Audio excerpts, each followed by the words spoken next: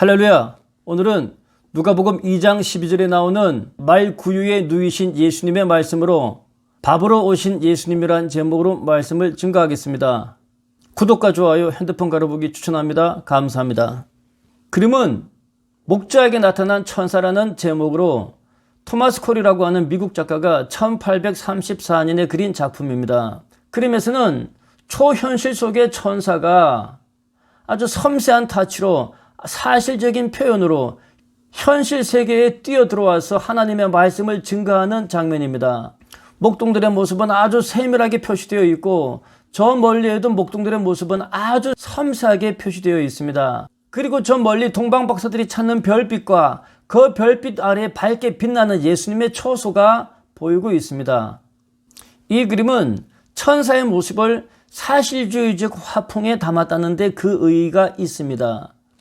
누가복음 2장 8절 이하에는 천사와 목자들의 접촉점이 아주 사실적으로 묘사되고 있습니다.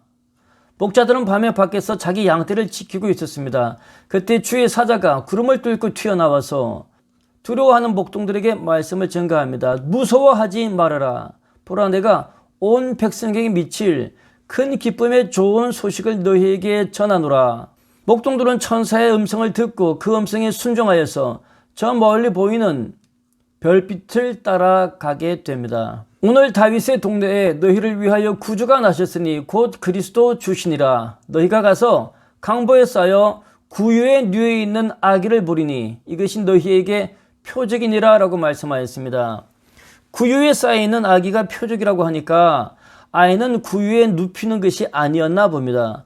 예수님은 말 구유에 오셨습니다. 구유는 멍에 매는 짐승의 밥통입니다. 그림에서는 마리아가 아기 예수님을 강보에 싸서 구유에 누이고 있는 장면입니다. 그리고 이 구유가 멍에 매는 짐승 소아나귀의 것이라고 소아나귀를 이렇게 옆에 그려 놓았습니다. 이 그림은 장차 예수님께서 세상 죄악의 멍에를 짊어지시고 만 백성의 생명의 양식이 되시겠다라는 것을 미리 예시한 것입니다. 그러면 우리는 생명의 양식만 먹습니까? 그렇지가 않죠. 우리는 일하고 밥을 먹어야 하는 육의 존재인 것입니다. 그림은 땀 흘려 일하는 아담의 모습입니다. 창세기 3장 17절에 하나님께서는 아담에게 내가 아내의 말을 듣고 먹지 말라 한 나무의 열매를 먹었은즉 땅은 너로 말미암아 저주를 받고 너는 너의 평생에 수고하여야 그 소산을 먹으리라. 하나님은 아담에게 열심히 일하고 먹어야 하는 존재로 운명 지어 주셨던 것입니다. 그래서 우리는 열심히 수고하고 무거운 짐을 지고 아내된 자들은 양육하는 그 멍에를 짊어지고 있지 않습니까? 그것은 하나님의 명령이고 거룩하고 엄숙한 것이기도 합니다. 사진은 지난 12월 3일 코로나 수능 시험을 치렀던 수험생들의 모습입니다. 누가복음 11장 3절에서 예수님은 우리에게 날마다 일용할 양식에 대한 기도를 가르쳐 주셨습니다. 수능은 일용할 양식을 얻기 위한 통과 의례의 한 과정입니다. 한 번의 대입시험으로 평생의 그의 삶의 수준이 거의 다 결정되는 참으로 가슴 아픈 불합리이기도 하지만 그럼에도 불구하고 사람밖에는 자원이 없는 이 나라에서 지금까지는 가장 최선의 방법으로 유지하고 있는 고육직책이 아닌가 생각을 합니다. 코로나 이후 본격적인 4차 산업의 미래가 열리기 시작하는데 좀 더 자유로운 환경에서 자유로운 사고와 자유로운 틀들이 교육의 환경에도 개선과 정착이 되었으면 하는 마음으로 기도 한번 해봅니다. 우리는 생명의 양식만 먹는 것이 아니라 일평생 주어진 삶의 자리에서 지식과 정보 데이터를 먹어야만 하는 시대가 되었습니다. 왼쪽의 그림은 책을 먹고 있죠. 무슨 책을 먹습니까? 책 한 권을 통암기하는 것입니다. 섬찟하지 않습니까? 저도 요즘 성경 말고 책 한 권을 여러 차례 그냥 읽고 또 읽고 있는데 머리가 나빠서 도통 배우지는 못하고 있습니다. 오른쪽은 종이를 씹어먹고 있는 장면입니다. 60년대, 70년대에 공부했던 우리들의 선배들은 사전 한 권을 통째로 다 외우고 나서 잊어먹기 전에 사전을 불에 태워서 그 재를 마셨다고 합니다. 거짓말 같은 이야기지만 정말로 그렇게 했던 사람들이 여럿이 있다고 합니다. 지금은 그렇지가 않죠. 지금은 클릭 한 번으로 온 세상의 지혜를 알 수 있는 시대가 되었고 심지어 번역도 되는 시대가 되었습니다. 가장 소중한 것은 지식에 대한 궁금함과 모험과 도전입니다.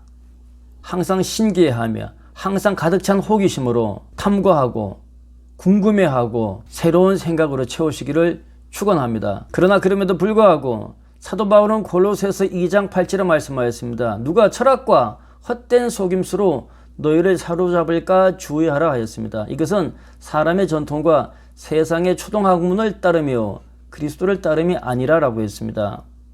좋은 책들이 너무나도 많이 있습니다. 좋은 지식과 좋은 정보, 데이터, 성공에 이르는 아주 귀한 자료들이 지천에 깔려있는 사회가 되었습니다. 그러나 그럼에도 불구하고 그 모든 지식과 정보, 데이터를 하나님의 말씀 앞에 두지는 마십시오. 그러면 그것은 우상이 됩니다. 하나님 앞에 내비두는 것은 지식이든 지혜든 무엇이든 철학이든 윤리든 하나님 앞에 있는 것은 무엇이든 다 우상이 되어버리고 맙니다. 그 우상은 우리를 교만하게 만듭니다. 하나님 말씀에 끊임없이 우리 스스로를 낮추어서 거룩한 말씀에 사로잡히시기를 축원합니다. 그러면 예수께서 소년이 가지고 온 보리떡 5개와 물고기 2마리를 감사히 축사하시고 많은 무리들에게 먹이신 장면입니다.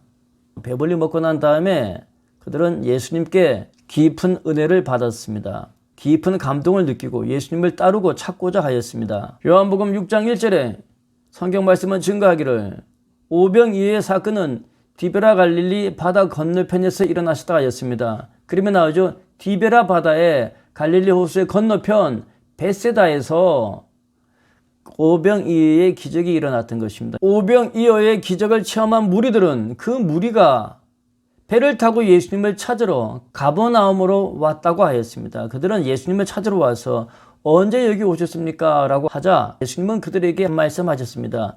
썩을 양식을 위하여 일하지 말고 영생하도록 있는 양식을 위하여서 하라라고 하였습니다. 그리고 이 양식은 인자가 너희에게 주는 것이다 라고 하였습니다. 이 세상 살면서 일용할 양식을 위하여 먹고 마시는 것은 대단히 중요하지만 그것이 우리 삶의 궁극적인 목표가 되어서는 안 되겠습니다. 먹고 사는 것보다 더 중요한 것이 있다는 것이죠. 그것은 하나님의 백성으로서 천국을 소망하며 이 땅에서 하나님의 백성으로 살아가는 것, 그것입니다. 사진은 레오나르도 다빈치의 평면적 최후의 만찬과는 다르게 현대식 좌석의 식탁으로 이렇게 새롭게 꾸며놓은 사진 모습입니다. 예수님은 제자들에게 여러 차례 자신이 겪을 고난에 대하여서 말씀하였습니다.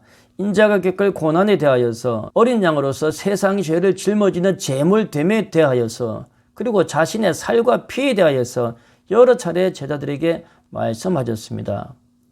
요한복음 6장 55절에 예수님께서는 내 살은 참된 양식이요 내 피는 참된 음료다. 내 살을 먹고 내 피를 마시는 자는 내 안에 거하고 나도 그의 안에 거한다 라고 말씀했습니다. 그리고 예수님께서는 살아계신 아버지께서 나를 이 세상에 보내심에 내가 아버지로 말미암아 사는 것처럼 내 살을 먹고 내 음료를 마신 자는 그도 나로 말미암아 살게 되리라 라고 말씀하였습니다. 멍에 매는 짐승의 밥그릇 말구유에 생명의 양식으로 오신 예수님, 우리는 하루 생활에 핸드폰 없이 살 수 없는 시대가 되었습니다. 수없이 많은 정보를 스마트폰을 통하여서 소통하고 소비하고 살아가는 시대에 살고 있습니다.